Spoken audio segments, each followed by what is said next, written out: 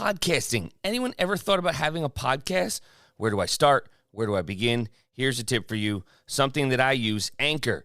Anchor is the easiest way to make a podcast. It is absolutely free, and they provide all the creation tools that allow you to record and edit your podcast right from your computer, phone, tablet, whatever device you have. Super convenient. Anchor will distribute your podcast for you. Your podcast could be on Spotify, Apple Play, or Google. Grow your listeners and get as many people as possible to listen to your podcast and perhaps make some money. Everything you need to make a podcast all in one place. Download the free Anchor app or go to anchor.fm to get started today. Let's do it.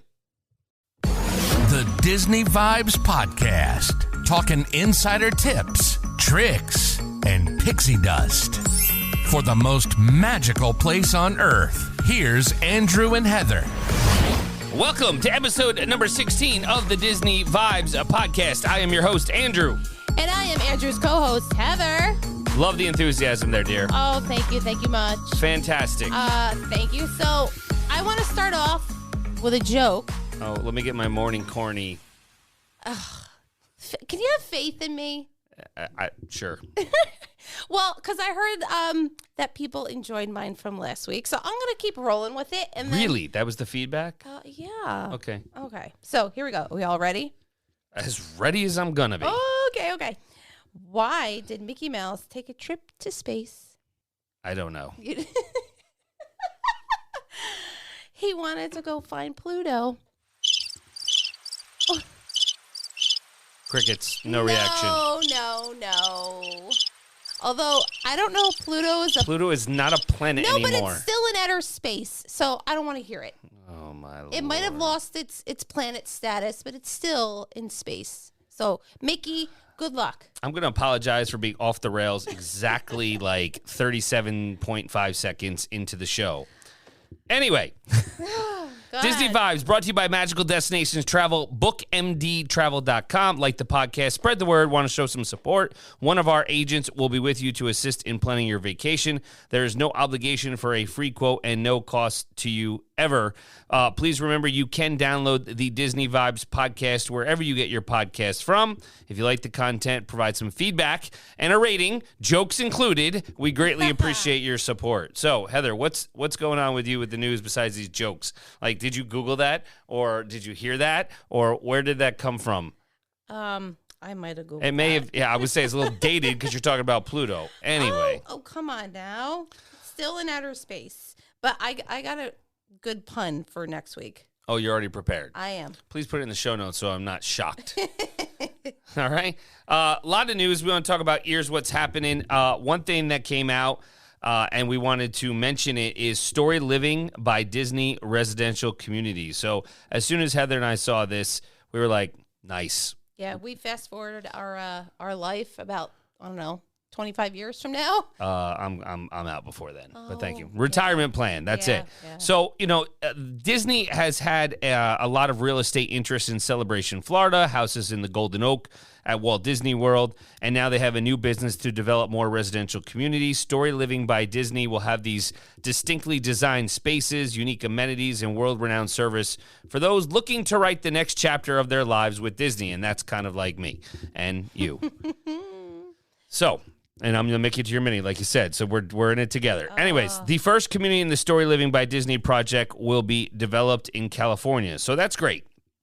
I'm not moving to California, though. I know. Well, we have family out there, so we don't have to have a residency there. That's fine, but I'm going to Florida. That's it. Done. Okay. Done.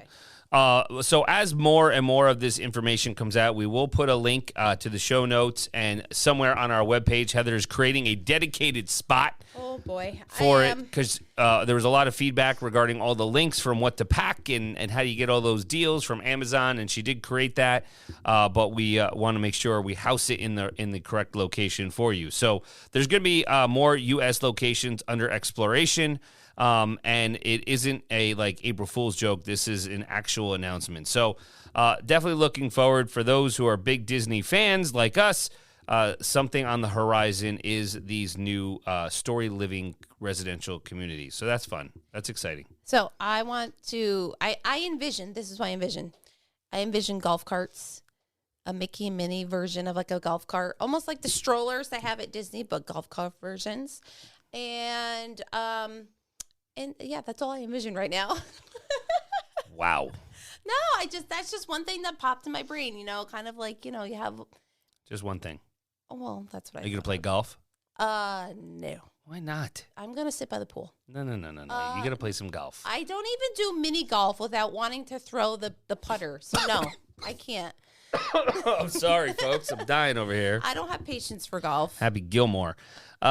So I want to talk about other news that's happening. I don't want to forget about our West Coast friends. I can't wait to go back to Disneyland. In all actuality, with the new Marvel campus out there and everything. Oh my gosh, that's very much true. My Lord, yes. And I think our kids would be in awe of the whole experience. They would. So Disneyland Spectaculars and a new finale for the Main Street Electrical Parade. Return dates have been announced for Disneyland and California Adventure coming up this spring. So basically, the festivals are coming back to DCA, Disney's California Adventure, early in 2022, and the Food and Wine Festival starting in a couple weeks. So what I'm very excited about is the Disneyland band's coming back, the Dapper Dance. Everybody loves the Dapper Dance. The Guardians of the Galaxy Dance, so plus a lot more. But the fireworks are going to be coming. The Magic Happens Parade, Mickey and the Magical Map, Frozen, all of those are going to be coming, I think, this year. They just haven't been announced yet. So, the Magic Happens was brand new, only a couple weeks old when the park closed. So I'm going to assume it'll be back sometime summer of 2022. But the World of Color, I mean, there's so much. The World of Color was one of my favorite with the big Mickey Ferris wheel in the background. Oh, yeah. And, you'd be able to gather around Paradise Bay at Disney's California Adventure to enjoy World of Color. It was definitely cool. And that Disney animated projected on that immense screen of the water is one of Disney's best nighttime spectaculars anywhere. So if you've never been out to Disneyland and in California, it's something definitely to put on your list of things to do. I mean, we know we're fans with Disney, and yes, there's less parks, but there's a lot to do in California in general. So that's coming back. World of Color will be returning to Disney's California Adventure on April 22nd. Disneyland Forever Fireworks. That will be coming back as well. They will run nightly in summer of 2022. And the must-see show is Fantasmic at Disneyland. And Fantasmic is Disney's longest-running nighttime spectacular. It's emotional. It's energy-filled. It's an extravaganza of colorful Disney animated film images, choreographed to a great musical score, and the waters of the rivers of America come alive with Mickey's power of imagination, and enables him to create those fantastic events and images that we've kind of loved in those Disney classic films like Fantasia and Jungle Book, Little Mermaid, and more. So that will be coming back May 28th, 2022. And I will say, the one thing I do want to say about Fantasmic in Disneyland is it blows Fantasmic at Disney World out of the park.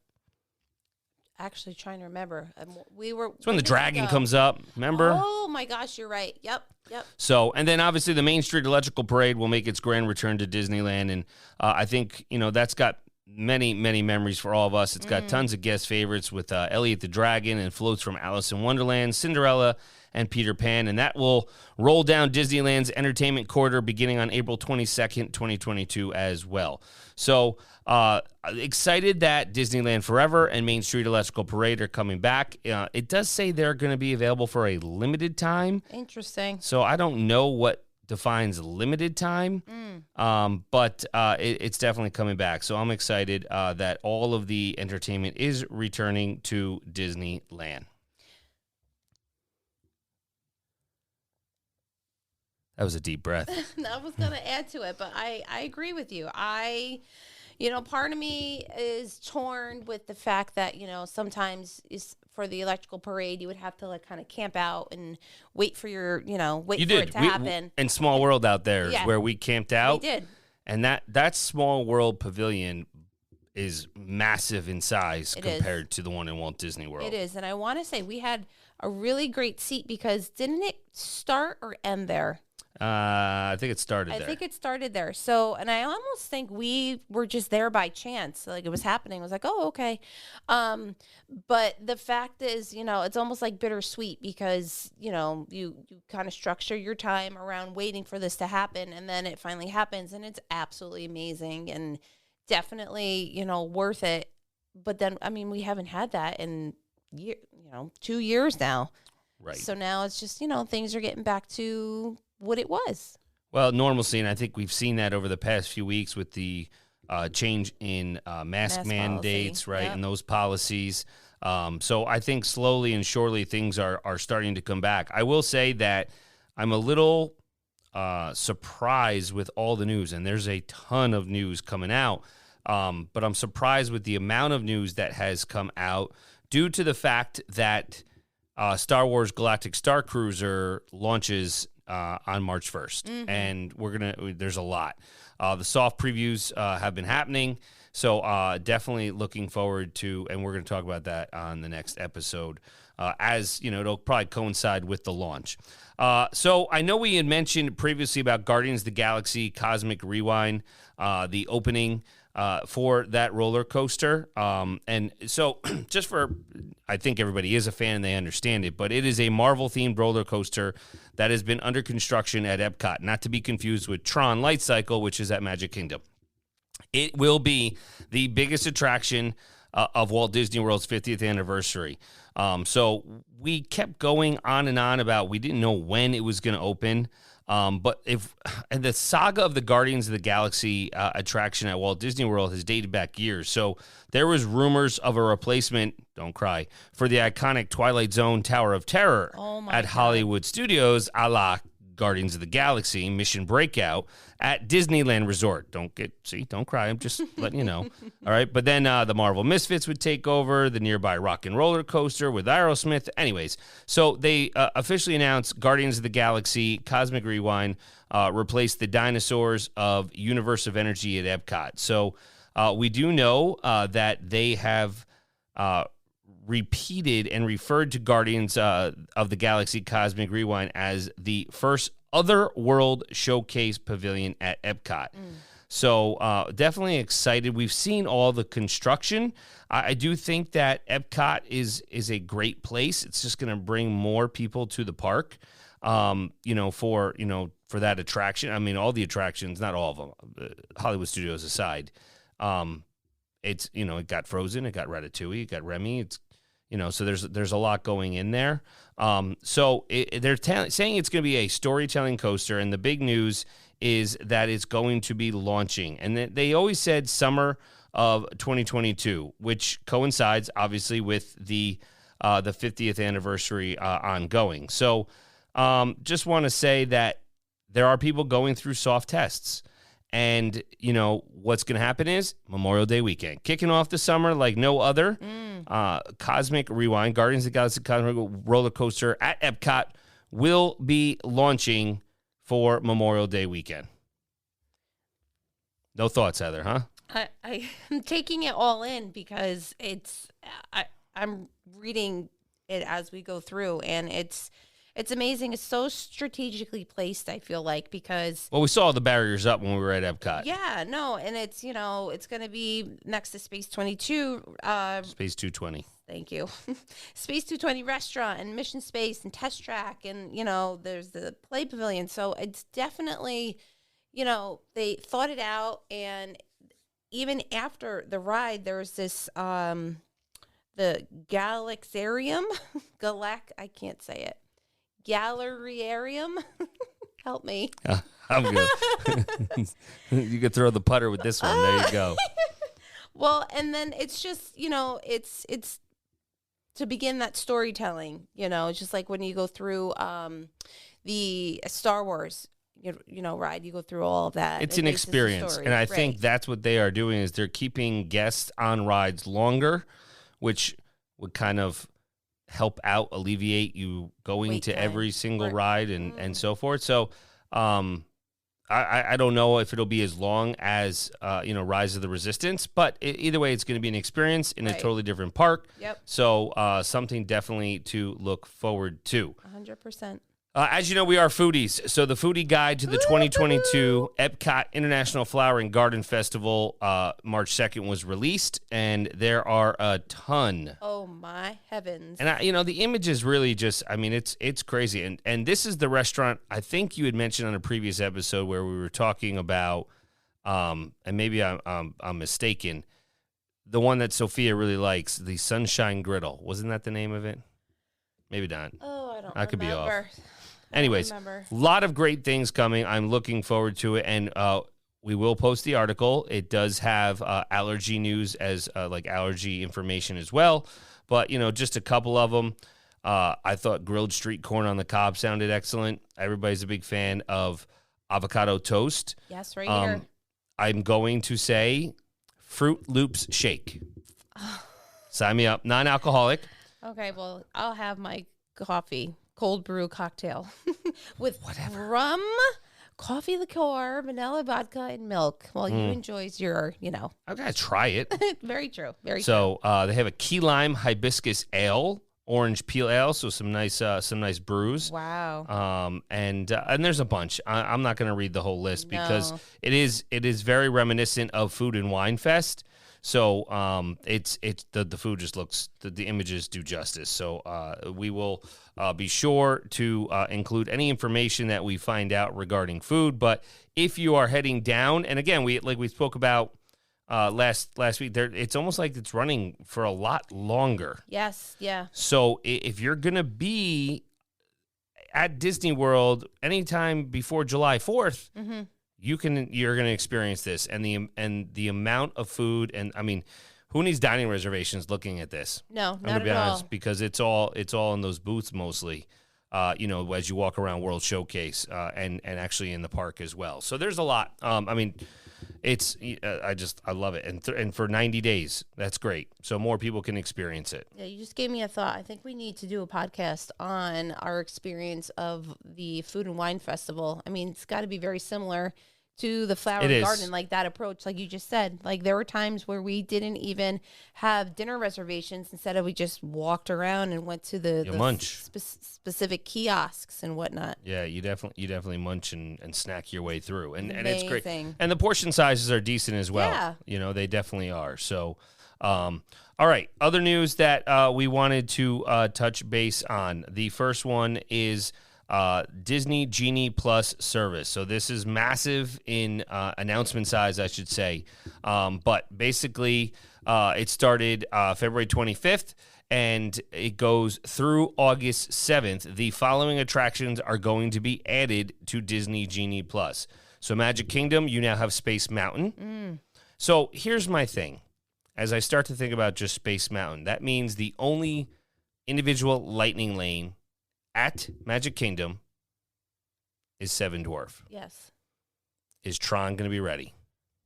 Oh. Is this a prelude to Tron opening up at some point in the summer or after August 7th? Or, I don't know what they're doing. Oh, I see what you're saying. With the date, I don't know. So, there's a lot of construction walls been coming down. You see all the bloggers on social media who are taking the pictures of it. I want to say daily, but, on the weekly or bi-weekly updates, I feel like it's getting close. Well, that could be a projected date, but see, now wouldn't it be a queue? That's what I would think it would go on first. I don't know how much they're doing them anymore. Like they may be phasing that out. The virtual queues, yeah. I think they're just, making money. So that could be, for Magic Kingdom. Epcot Frozen Ever After is going to be added to Genie Plus, which is huge. But again, I think that's going to also be part of Guardians. Guardians will now be, the individual lightning lane, and then at Hollywood Studios, Mickey and Minnie's Runaway Railway. So, which again, it depending on, we talked about a strategy, you could get on that either way. Yeah. 100%. So, but during that time period, so February 25th through August 7th, these attractions will not be available for purchase a la carte. So it's going to give guests more options as they prepare, meaning Disney prepares for that busy spring and summer season. I don't know what they're doing. I'm going to be honest. Disney's busy. We know that. We've been seeing that with the crowds. I don't know the reason behind it. I mean, that was my first thought, was perhaps it has something to do with Tron. Maybe Tron is getting closer. Maybe I don't know. I mean, we know Animal Kingdom was not announced in this because previously Expedition Everest was already moved from the a la carte individual Lightning Lane to the Genie Plus roster. Okay. But we know it's also, for those who are going soon, it is down. It's currently down for refurbishment through the end of April 2022. Chances are could be longer, but that's their tentative date right now. Right. So, I don't know. I think there's a method to their madness, and we just haven't figured it out yet. Yeah, I mean, Mickey Minnie's Runaway Railway is the number 2 ride, really, with priorities and everything. It's a very distant second after Slinky Dog Dash. Let's be honest with that. I think it's going to be easy to get that. And Frozen after was definitely the number 1 ride. Edging out Test Track by a bit. With popularity. And then Expedition Everest obviously is going to be number 3 once it reopens. So I don't know. It's going to be interesting to see how this all kind of evolves. I mean, that's almost 6 months of removing them. So I think they're looking at popularity and seeing, how many people are paying for the individual Lightning Lane for those rides versus versus just buying Genie Plus and seeing how much. Maybe the people are just saying, okay, I'm going to stand standby for these. Like we said, we had the information with, how much things were being utilized, in the parks. So with Genie Plus, and again, I always just want to resurface and say this again: don't yell at the cast members. They are doing everything in their power to make sure that your trip is magical. And things are really busy right now with the start of the Epcot Flower and Garden Festival that we just mentioned, and obviously with Star Wars Galactic Star Cruiser opening. So there's a lot of things going on. They're testing Guardians of the Galaxy, so Disney and all the entertainment's coming. So there's a lot going on, and I still don't think they are at their full strength. No, I don't think so either. Slowly but surely, I think they're trying and, and maintaining everything they have. And just in the world right now, again, like employment is almost scarce in certain ways. So as they're trying to, continue to increase their employment and everything else, we just have to be patient. Agreed. So I know we were going to talk on the next episode regarding Star Wars Galactic Star Cruiser. Yeah. But you want to talk about an experience. I know we talked about it as, we compared it to a cruise ship, and the things that I have been reading and seeing, it is cosplay is fully in play here. So there are tons of people in costumes, and you really get to have the experience of, maybe you're going to be working for the First Order. Maybe you're going to be with the Resistance. What would you pick? I don't know. And it is, I do want to say, it's not Darth Vader. So, loyal fans to, the Darth Vader character, it is all Kylo Ren. So just to make sure that we are clear with that. But, interesting. There's no pools, there's nothing else there, and there's no windows. So you are really just in this Star Cruiser. Like a submarine. Right. And I read that, for those who were on the soft opening, that even when you went to Rise, you were like in a box truck with no windows into a back gate. I feel a little hostile. Like I would feel, I don't know. Yeah. So there's the March 1st debut is coming. More details have been revealed about the immersive experience and how it intertwines with other Star Wars experiences guests know and love, like Galaxy's Edge. So the Walt Disney Imagineering developed Star Wars Galaxy's Edge and Star Wars Galactic Star Cruiser at the same time, intending for them to complement not only each other, but the broader place in Star Wars history in which they're set. So they've collaborated with Lucasfilm. They created the Star Cruiser. The setting for this new 2-night immersive adventure is definitely going to take those who are going on it deeper into the tales of that galaxy far, far away. And I don't want to go too far in depth with discussing that because I feel we're gonna have a lot to talk about in next week's episode. Yep. So, with everything that I've been seeing and my connections that I've been following and DMing and everything like that. So, definitely, it isn't a cost, as we said. And there is availability on certain things, but I guess at some point we will experience it. We said. I did read that I think it only holds. It's a building. What am I talking about? It's not like a ship, really. Yeah, okay, so 400 capacity. people, Okay. right? So, which would equal if you slam the rooms with people, a lot of the rooms are 4, Right. with some that are available for 5. Correct. So, and we'll talk about the accommodations and everything on that episode. So, what else did I want to talk about? What else did you want to talk about? I don't know. Hold on. Let's look. There's a lot. I talked about Genie Plus. You did. We talked about that Star Wars. I don't want to go too deep in that. Nope. I don't think we have time for a full. My original thought of the episode, the focus was going to be like a 1-day Hollywood studio Lightning Lane Genie Plus plan. We're not gonna have time for that. I don't want to, Okay. that's gonna be another whole show. So stay tuned, folks. That will be coming.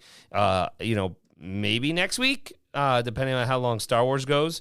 One thing that we get, I'll wrap up with this, is we get asked a lot about Disney World's dining plan. And when is it going to return? And the question is, nobody knows. That is very true. Or when will Walt Disney World bring back free dining in 2022? Right. Well, Go ahead. Well, no. So, I believe, it's kind of like, everyone, there's hype behind it, like free dining, free dining, free dining.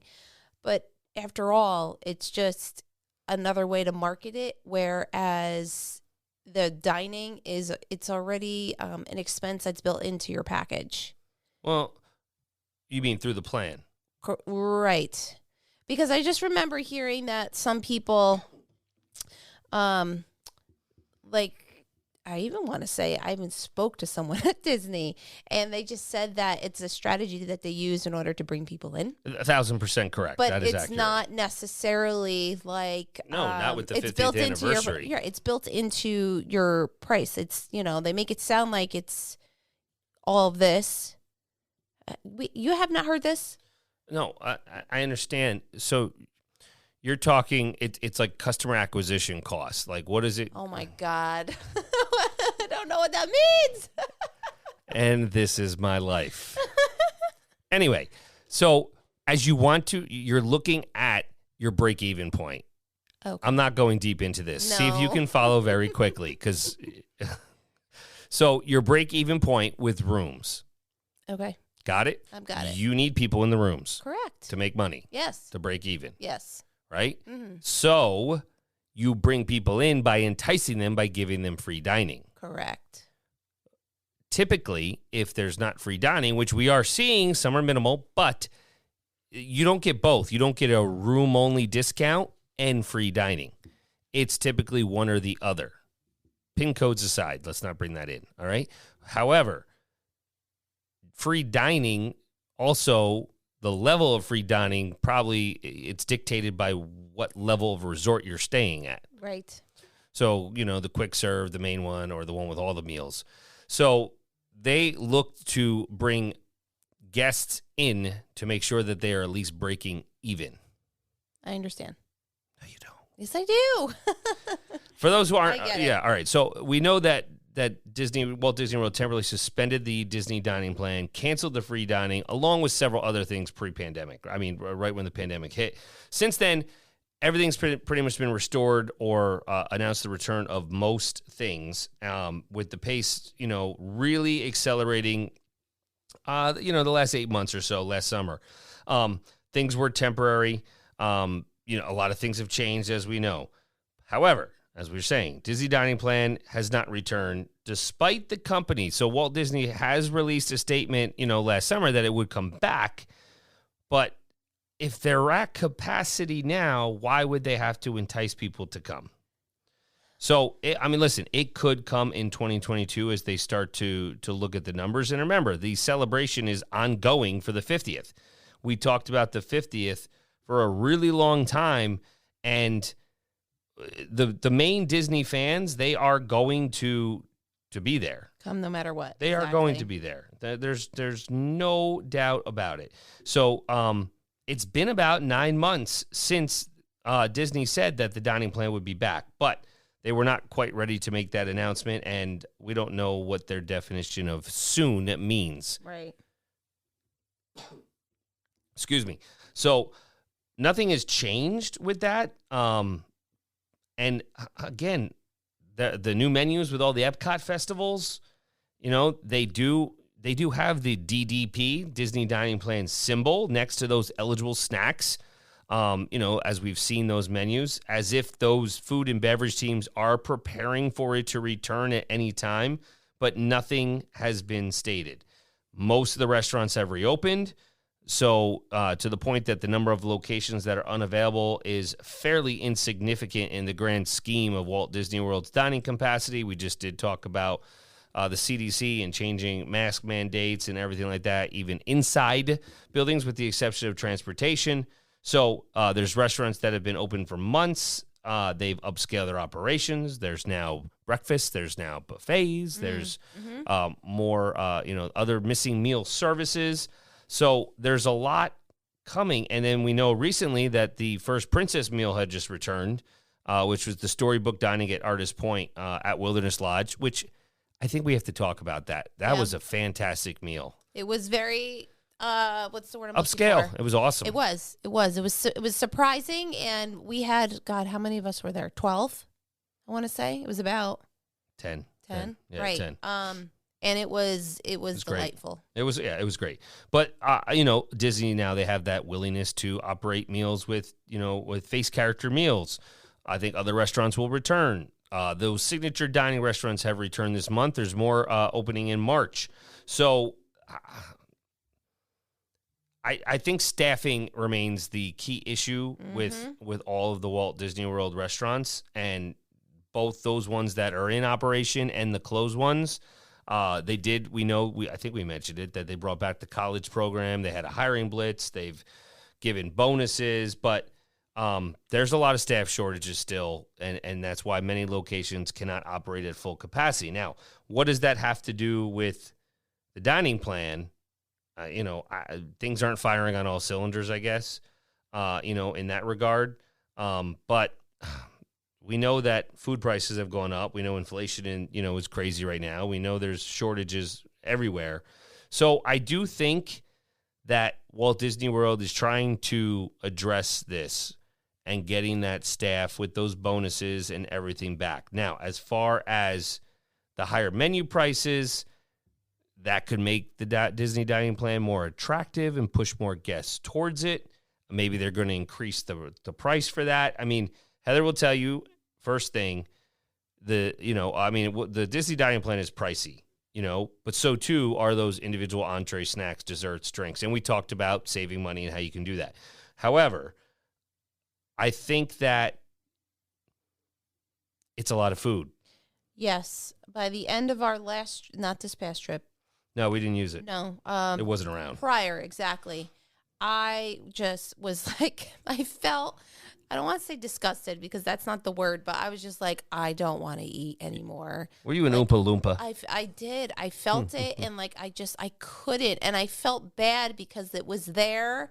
And I think that is maybe why, I don't know. Maybe that's why I came back home that trip, probably gaining weight compared to the last trip we went where I did not at all because I wasn't forced to eat as much,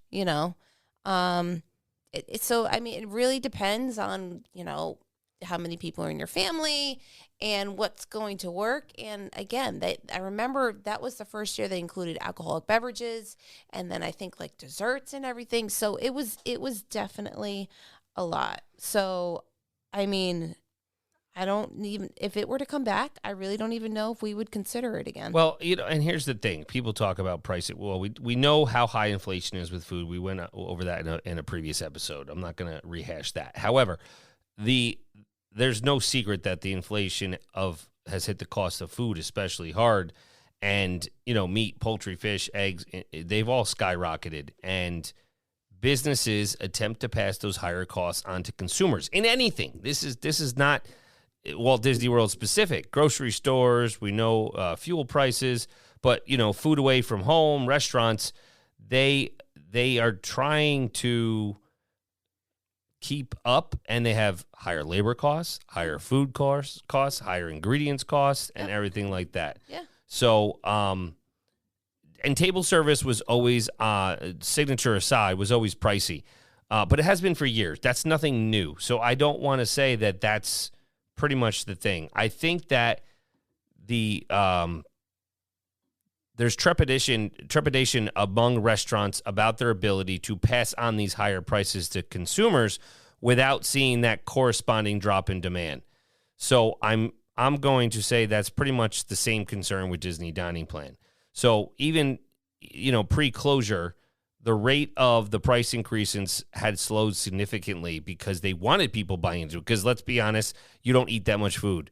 So when you're able to kind of, a la carte it, Heather would never eat dessert, but now she felt forced to because she wanted to get best bang for their buck on the dining plan. Mm-hmm. So otherwise you're not, so they're looking at the price. So I'd say the price increase pre-closure made the Disney dining plan a better value, in early 2020 versus 2017 because of the rise of inflation and everything. So I think that they're kind of reaching that ceiling, or they're close to it, because the food costs are higher.